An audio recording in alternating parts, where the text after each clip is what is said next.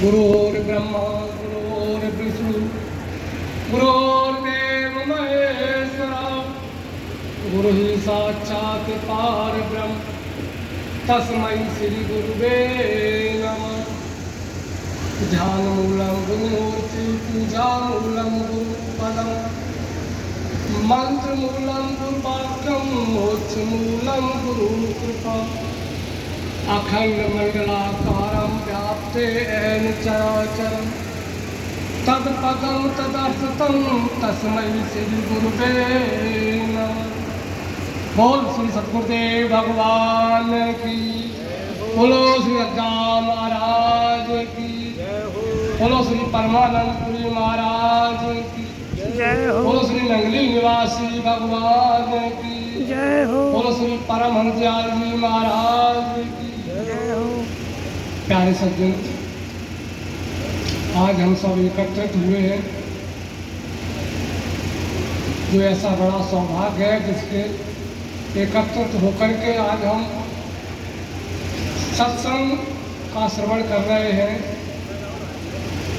और यह सत्संग बड़े ही भाग्य से मिलता है, ये तो सभी जानते हैं, हर व्यक्ति को नहीं मिलता। जो किस्मत वाले होते हैं उन्हें मिलता है। इसीलिए सत्संग का महत्व है। और सबसे बड़ी बात यह है कि सत्संग तो होता ही है और हो रहा है, पर ये जो दिन चल रहे हैं श्राद्धों के, इनमें सत्संग का क्या महत्व है? लोग कहते हैं कि ये दिन कैसे बताते हैं, कराए दिन है, इनमें धर्म के काम नहीं होना चाहिए, भागवत नहीं होनी चाहिए, रामायण नहीं होनी चाहिए। पर ये सब भूले हुए हैं कि यही तो वास्तविक कर्म करने का, धर्म करने का समय है। क्यों? ये हम भागवत सुनते हैं, इस भागवत में भी लिखा है कि गोकर्ण ने अपने भाई धुंधकारी को तारने के लिए, कल्याण के लिए क्या कराई थी? भागवत। क्योंकि उनका भी मोक्ष नहीं हुआ। और ये दिन जो है 16 दिन जो है वो पितरों के दिन है।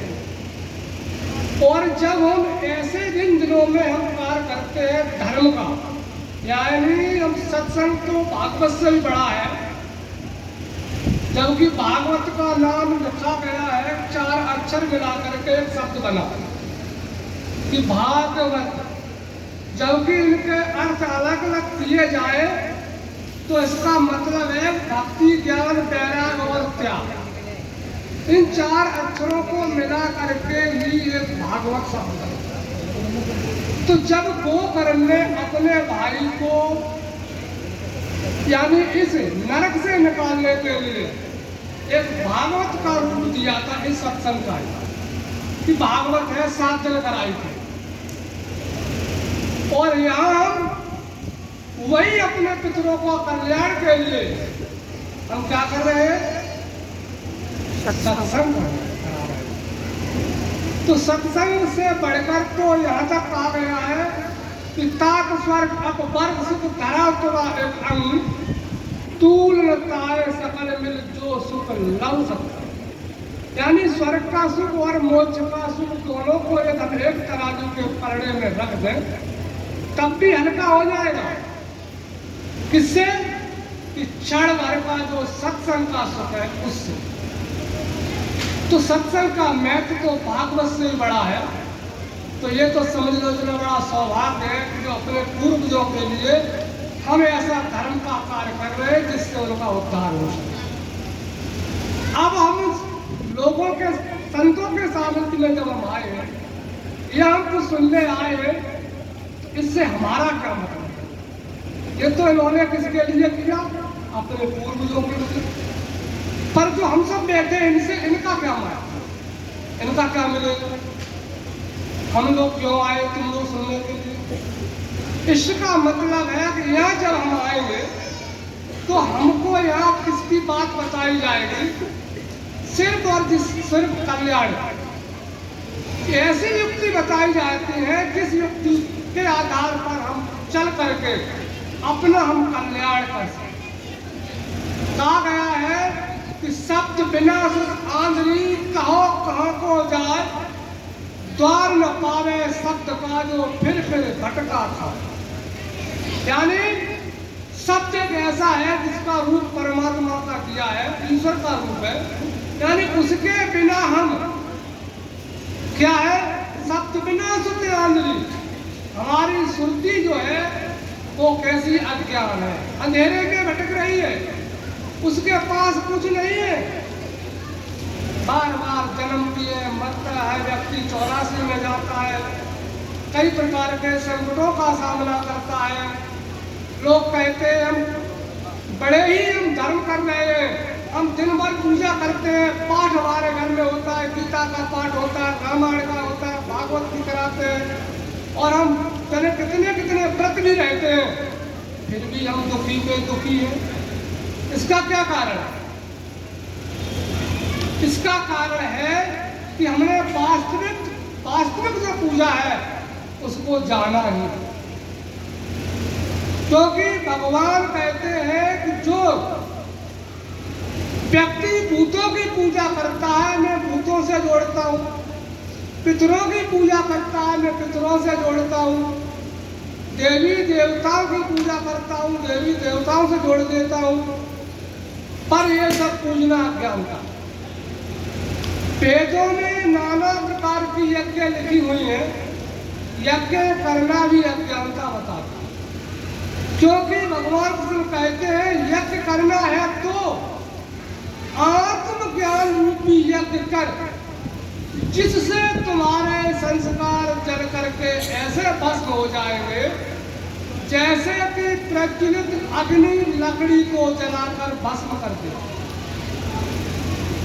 यानी जैसे लकड़ी सूखी हो पर उसमें आग लगा दी जाए तो जलकर राख हो जाए, इसी प्रकार से हमारे जो संस्कार है, प्रारब्ध है, उसको हम आत्मज्ञान रूपी यज्ञ करके और हम अपने संस्कारों को नष्ट कर लेते हैं और उसके द्वारा हम नए संस्कार स्थापित करते हैं। इसीलिए कहा जाता है कि मानव सौभाग्य का विधाता है, ईश्वर किसी को भाग्य नहीं लिखता, मनुष्य ही अपने कर्मों के अनुकूल भाग्य बनाता है और जैसा भाग्य बनाता है वैसा ही उसे फल मिलता है। इसीलिए ये शरीर हमारा जो है वो कैसा है, साधन धाम मोक्ष कर द्वारा पाए न जय पर लोक समार।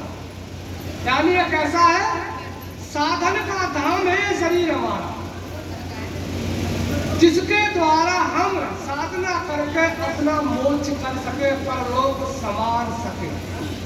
इसीलिए मिला है, ईश्वर ने हम पर ऐसी कृपा की, जब हम 84 में भटक रहे थे तब उन्होंने हमको एक मानव शरीर दिया और शरीर देने के साथ साथ एक और कृपा की, जो हमें बीच धार में डूबने से बचाने के लिए एक सदगुरु की प्राप्ति हुई, और जिस सदगुरु के द्वारा हम अपने लक्ष्य को प्राप्त कर सकते हैं।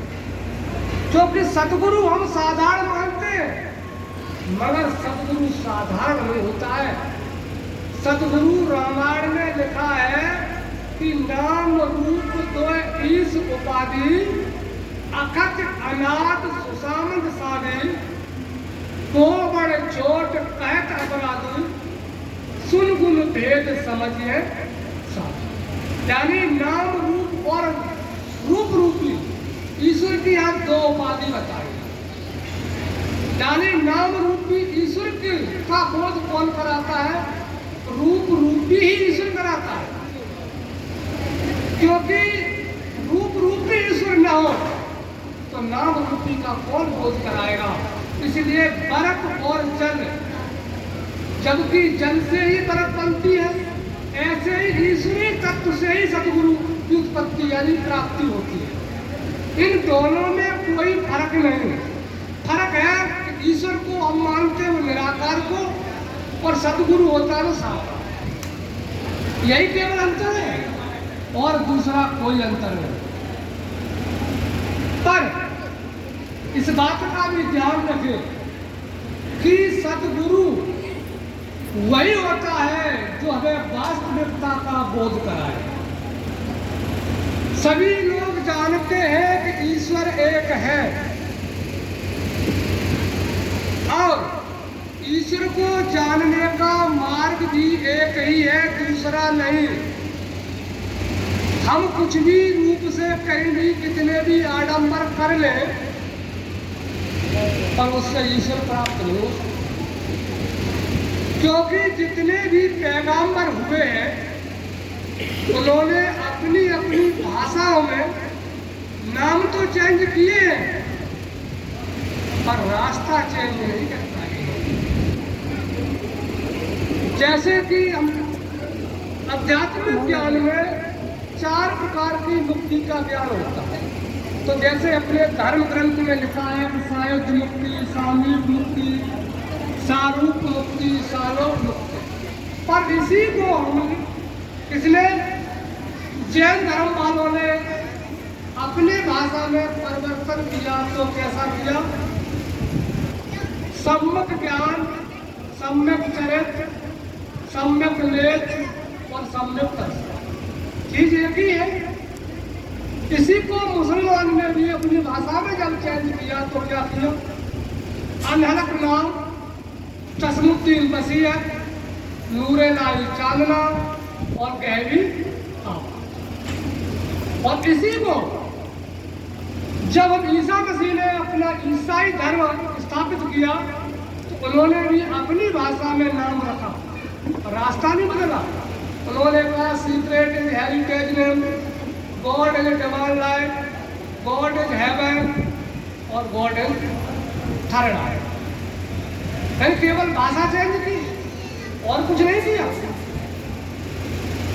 अब हम उन्होंने अपना रास्ता नहीं बदल पाया तो हम तो सनातनी होकर के हम अपना रास्ता कैसे बदल ले? इसीलिए जब ईश्वर एक है तो उसका रास्ता भी एक है, क्योंकि वही ईश्वर को जाना है किसने? जो आज हमारे सतगुरुदेव ने जलाया है और जला रहे हैं, उसी ईश्वर का बोध कराया। उसी का ब्रह्मा ने, विष्णु ने और शंकर ने जाना, जो कि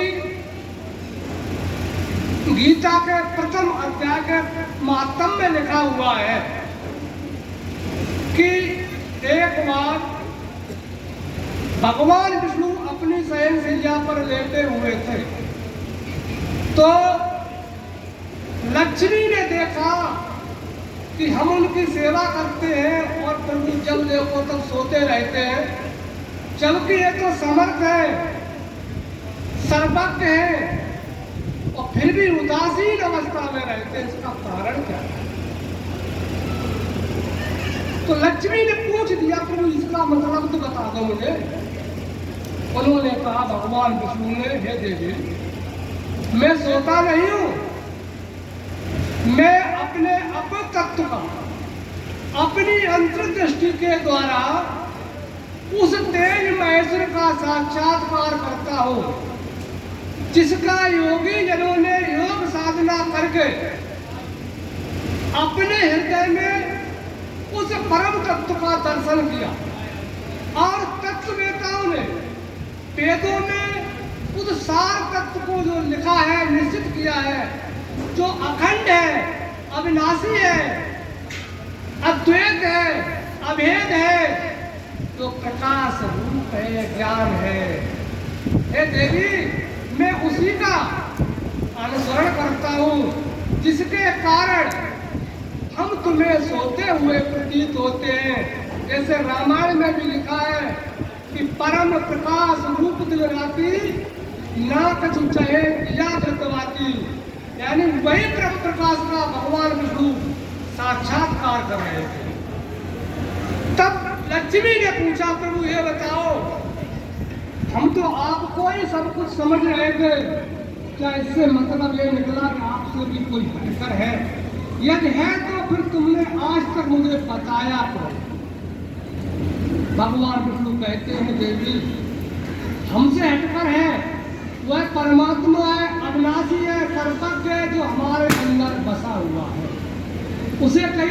ढूंढने की जरूरत नहीं है। ईश्वर जब ढूंढा जाता है तो अपने अंदर ढूंढा जाता है, बाहर हम नहीं ढूंढ सकते, क्योंकि ईश्वर का वास हमारे अंदर है। जो भगवान कृष्ण ने भी गीता में कहा है कि ईश्वर सर्वभूतानां हृदय स्वर्गम तिष्ठति ब्राह्मण सर्वभूतान यंत्र उड़ान माता। कि अर्जुन, वह अंतर्यामी परमात्मा शरीर रूपी यंत्र में आरूढ़ होकर के संपूर्ण प्राणियों के कर्मों के अनुकूल हृदय में स्थित है। इसलिए यदि हमें जानना है तो अंदर जानना होगा, बाहर मुझे कुछ नहीं मिलने वाला। क्योंकि यह ज्ञान मिलेगा कब? जब हम किसी तत्ववेता की शरण में जाएंगे। कहा है कि जब तत्ववेता की शरण में हम जाएंगे, जब उनकी हम छल कपट रहित होकर सेवा करेंगे, जब हमारा हृदय और मन पवित्र हो जाएगा, तब हमको वह ज्ञान के योग समझकर वह ज्ञान देंगे। ऐसे ज्ञान नहीं मिलता है। इसलिए मुझे वह ज्ञान की जरूरत है जिसके द्वारा हमारा कल्याण हो, और वास्तविक वही ज्ञान है। जब हमें ज्ञान मिल जाएगा तो हमारा कल्याण अवश्य हो जाएगा। क्योंकि रामायण में भी लिखा है कि सन्मुख होए जीव मोए जबहि जन्म कोट अग्नाशय तब। यानी एक बार जीव, भगवान कहते हमारे सन्मुख आ जाए तो उसके करोड़ों जन्मों के पाप नष्ट हो जाते हैं। और जबकि हम कहाँ जाते हैं?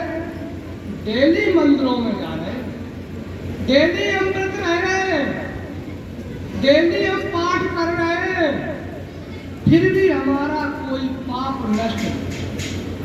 क्यों? इसका भी कोई कारण तो होगा। क्योंकि हम उनके सन्मुख नहीं गए, हम तो उनके सन्मुख गए हैं जिसको इस मानव ने ही बनाया है। और जिसको मानव ने बनाया है उसके सन्मुख जाकर हम क्या करेंगे? कैसे हमारे पाप नष्ट होंगे? क्योंकि जिसको हम बना सकते हैं तो फिर उससे तो बड़े हम खुद ही हैं, तो उसके सन्मुख जाकर मुझे क्या करें?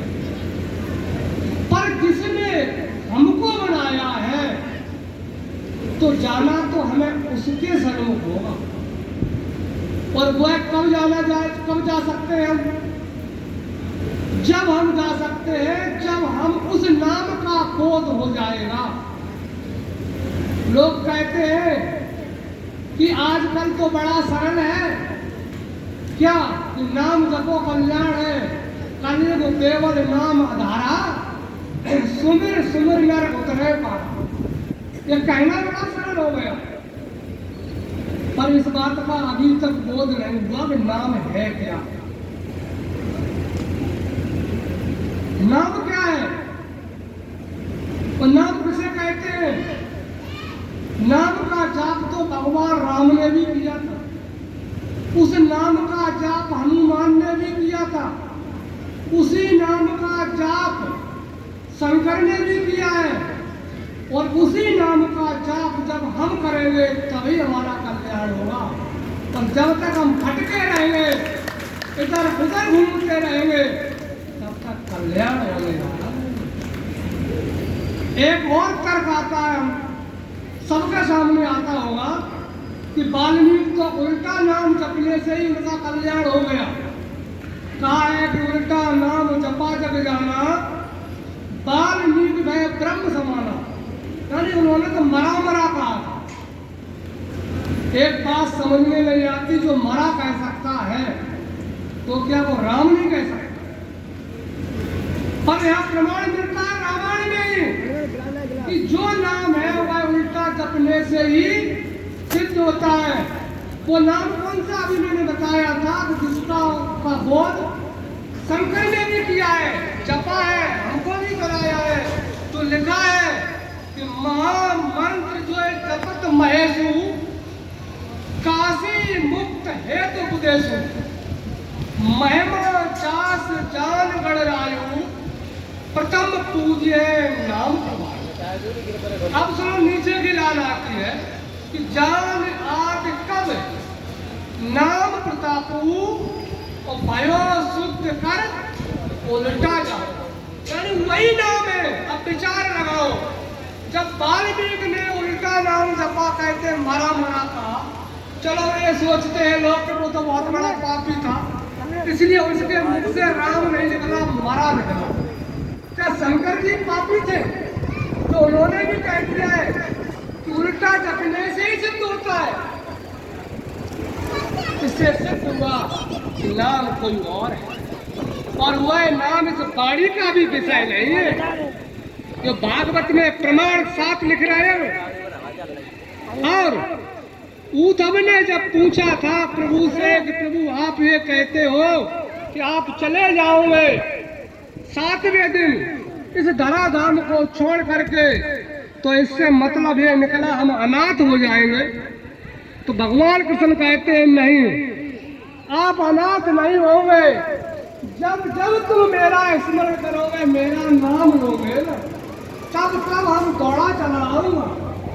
तो उद्धव ने कहा प्रभु आपके नाम अनेक है, कोई गिरधर कहता है, कोई गोपाल कहता है, कोई कान्हा कहता है, पर ये बता दो आपको इनमें से कौन सा नाम अति प्रिय है जिसके द्वारा आप जल्दी आ सकते हो? तो भागवत में 11वें स्कंद में लिखा है, भगवान कहते हैं हे उद्धव, जितने तुम मेरे नाम बता रहे हो ना, इनमें से मेरा एक भी नाम नहीं, क्योंकि जो नाम तुम बोल रहे हो ये हमारे नाम नहीं, ये हमारे माया इस शरीर के नाम है, और तुम मेरा नाम लेने की कोशिश कर रहे हो इस वाणी से। मानव के अंदर 4 प्रकार की वाणियां होती हैं, बैकरी, पसंदी, मध्यमा और परा। तो बैकरी वाणी से भी हम हमारा नाम नहीं लिया जा सकता, बैकरी वाणी जो हम बोलते हैं, बोल रहे हैं। दूसरा है पश्चती वाणी, इसमें 2 शब्द अर्थ निकाले जाते हैं। एक निकाला जाता है कि जिसके द्वारा हम देखते हैं, पश्चती का अर्थ भी होता है देखना, देखते हैं, देखते किससे हम? इन नेत्रों से, और देख करके फिर हम क्या करते हैं? संकल्प विकल्प पैदा करते हैं। जब हम संकल्प विकल्प पैदा करते हैं तो ये समझ लेना ये गलत है। और तीसरा आता है मध्यमा। मध्यमा कहते हैं श्वास को। अब चौथा है परा, यानी 3 वाणियों से हट करके मुझे कहा जाना होगा परावाणी। जब हम परावाणी ले जाएंगे तभी हम उसका बोध कर पाएंगे। जैसे कहा है ना, 3 अवस्था 3 गुण, ते कपास ते काल, तूल तुरी समार गुण, बाती करे शुभ। यानी मनुष्य की अवस्थाएं कितनी है? 3 सब जानते हैं, 3 अवस्था 3 गुण। यानी 3 अवस्था कौन सी है? जागृत, सुपन और सुसुप्ति। और चौथी अवस्था कौन सी है हमारी? तुरीय अवस्था। तुरीय अवस्था का मतलब है कि जिस अवस्था में हम पहुंचते हैं इन तीनों को त्याग करके, तो हमारा उस समय तीसरा नेत्र खुल जाता है, और जब तीसरा नेत्र खुलता है तो हम उस परमात्मा का साक्षात्कार करते हैं। यह है तुरीय अवस्था। फिर हमें शरीर का भी भान नहीं रहता कि हम कहाँ बैठे हैं, क्या कर रहे हैं, क्या नहीं कर रहे हैं। हम तो केवल उसी में आनंदमय हो जाते हैं, फिर संसारी रूप में कोई भी हमें भार नहीं रहता।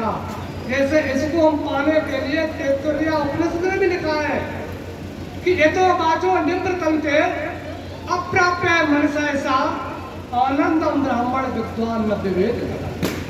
यानी जब तक हम इन नेत्रों से देखेंगे और हम इंद्रियों तक सीमित रहते हैं और हम मन तक सीमित हैं, तब तक उस आनंद को प्राप्त नहीं कर सकते हैं। जब इन तीनों से हम परे हो जाते हैं तो हमको वह ब्रह्म रूपी आनंद जब मुझे प्राप्त होता है, तो फिर मुझे क्या है? इस संसार से किसी भी प्रकार का कोई भय नहीं रहता है, क्योंकि मुझे पता हो जाता है कि अब हम किसके हो गए, इस संसार के नहीं, अब हम अपने परमात्मा के हो चुके हैं। हमारे अंदर जो दीवार खड़ी हुई थी माया की, यानी प्रकृति हमारे अंदर बीच में टेंगा डाल रही थी, इसको अड़चन बोलते, अड़चन डाल रही थी, वह प्रकृति गुरु की कृपा के द्वारा हट करके हम उस परमात्मा से मिल गए हैं। तो यानी कब हो पाए, जब उस नाम का हमने बोध किया। कहा जाता है कि मूल कमल की धरी मतलुया ओदा दही जमाओ रे, उलट पुलट कर श्वासा साधो तब अनहद चढ़ जाओ। यानी जब तक हम अपने मूल कमल तक नहीं पहुंचेंगे और उसके द्वारा फिर मुझे जो गुरु के द्वारा कहा जाता है उल्टा नाम को जपते हैं, तब हम उसको हम सांस के द्वारा साध करके जब होते हैं तो कहा गया है कि वो नाम कैसा है, ऊंची घाटी नाम की महारपटनी गैर, पान टिके पपील का जहां संतन लादे बैल। इस विचार को समझ लो, कितनी ऊंची घाटी होगी वो कर। पपील कहते हैं किसको, चींटी को, जबकि कहा जाता है कि चींटी तो कितना भी चिकना हो उस पर भी चढ़ जाती है, और यहाँ कहते हैं पान टिके पपील का। यहाँ तक कह दिया है कि पपील यानी चींटी का भी पाँव नहीं टिकता। वह संत क्या करते हैं, बैलों को लेकर के चढ़ जाते हैं। जब हम चढ़ जाते हैं तो फिर क्या होगा, फिर तो जब हम अपनी ऊंची घाटी पर चढ़ गए उस नाम का स्मरण करते हुए, तो फिर तो हमारे संस्कार नष्ट होंगे कि नहीं होंगे। जब होंगे तो समझ लो कि यानी हम कहाँ पहुंचे, निज लोक में। जैसे 4 प्रश्न होते हैं कि तुम कहां से आए थे, कहां जाना है, क्यों आए हो, क्या करने के लिए। ऐसे ही ये भी बात है कि हमारा वास्तविक एड्रेस क्या है, हम अपना एड्रेस नहीं जानते, पता ही नहीं जानते। किसी एक सेठ मिल गया था संत को, तो संत ने पूछा, ऐसी बातें होने लगी। सेठ जो था धन के अहंकार में था, इसलिए कहा प्रभु ऐसा करो आप हमारे यहाँ भी आना, दर्शन देना। तो संत ने कहा ठीक है जरूर आऊंगा, पर अपना एड्रेस तो लिखा जाओ। तो सेठ ने कहा कि हमारा एड्रेस फलाने गली में फलाना मकान नंबर है। तो उन्होंने कहा संत ने, अरे सेठ जी आप तो मकान का एड्रेस दे रहे हो, मैं एड्रेस आपका पूछे आया हूँ, आप कम से कम अपना पता तो बताओ, आप कहाँ, आपका क्या पता है। सेठ ने सोचा शायद हम दुकान पर बैठते हैं तो वहाँ मिलेंगे, इसलिए उन दुकान का देने लगे। जब दुकान का देने लगे संत ने फिर कहा, अरे सेठ जी मैं जिस एड्रेस का पूछ रहा हूँ वो तो कम से कम पता मुझे बता दो, अब तुम दुकान का पता बताने लगे। क्या तुम्हारा निज स्थान, निज लोक, जहाँ आपका वास्तविक स्थान है, क्या यही दुकान है कि मतलब पत्थर का मकान है, तुम्हारा निवास कहाँ है। अरे जिसको तुम बता रहे हो शरीर का बता रहे हो, जिसमें शरीर रहता है, शरीर के द्वारा हो वहाँ जाते हो, अरे तुम कहाँ रहते हो, तुम्हारा स्थान कहाँ है। जब हमें अपना स्थान नहीं पता तो हम दूसरे का स्थान क्या ढूंढेंगे।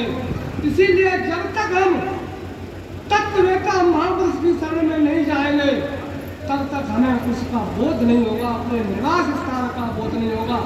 हम तो केवल यहाँ किस लिए आए, हम तुम्हारी अपनी मर्जी से नहीं आए, परमात्मा की ही मर्जी से आए।